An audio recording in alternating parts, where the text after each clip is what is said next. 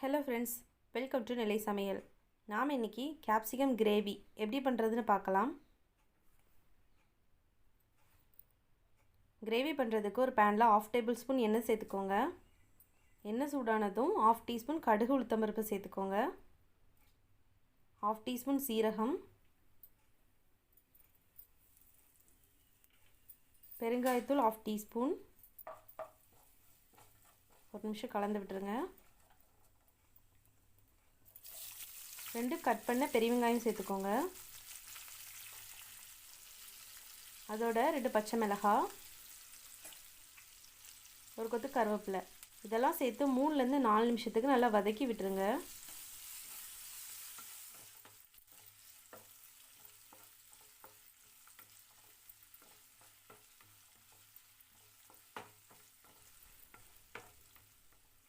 இந்த அளவுக்கு வெங்காயம் வதங்கினதும் 1/2 டேபிள் ஸ்பூன் இஞ்சி பூண்டு பேஸ்ட் சேர்த்துக்கோங்க.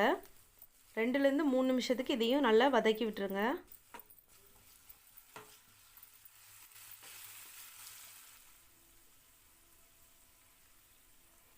நாலு குடமிளகாய் இந்த மாதிரி கட் பண்ணி சேர்த்துக்கோங்க.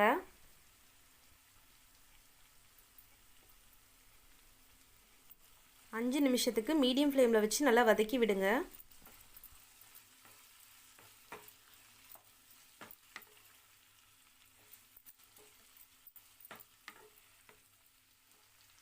பாருங்கள், குடமிளகாய் நல்லா வதங்கிடுச்சு.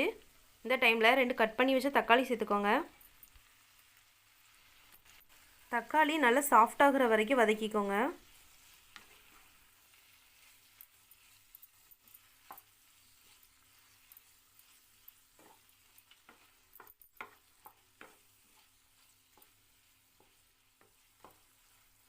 பாருங்கள், காயெல்லாம் நல்லா வதங்கி வந்துடுச்சு. இப்போ மசாலாலாம் சேர்த்துடலாம்.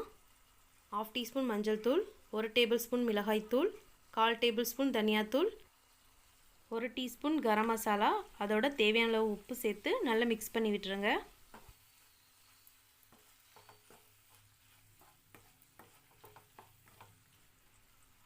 கிரேவிக்கு தேவையான தண்ணி சேர்த்துக்கோங்க.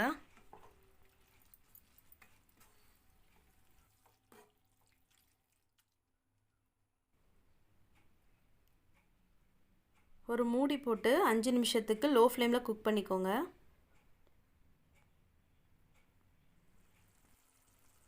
கடைசியாக 1/2 லெமன் சைஸ் புளி எடுத்து தண்ணியில் ஊற வச்சு ஜூஸ் எடுத்துருக்கேன். அதையும் இதில் சேர்த்துடலாம்.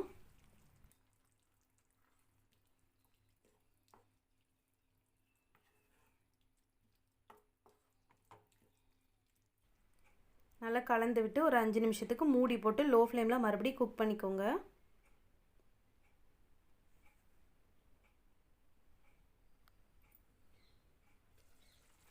இப்போ பாருங்கள், எண்ணெய்லாம் பிரிஞ்சு அழகாக குக்காகி வந்துடுச்சு.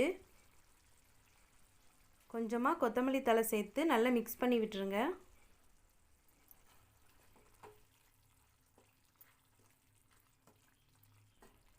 சப்பாத்திக்கு ஒரு அட்டகாசமான சைட் டிஷ். இது சப்பாத்திக்கு மட்டும் இல்லை, இட்லி தோசைக்கு கூட சூப்பராக இருக்கும்.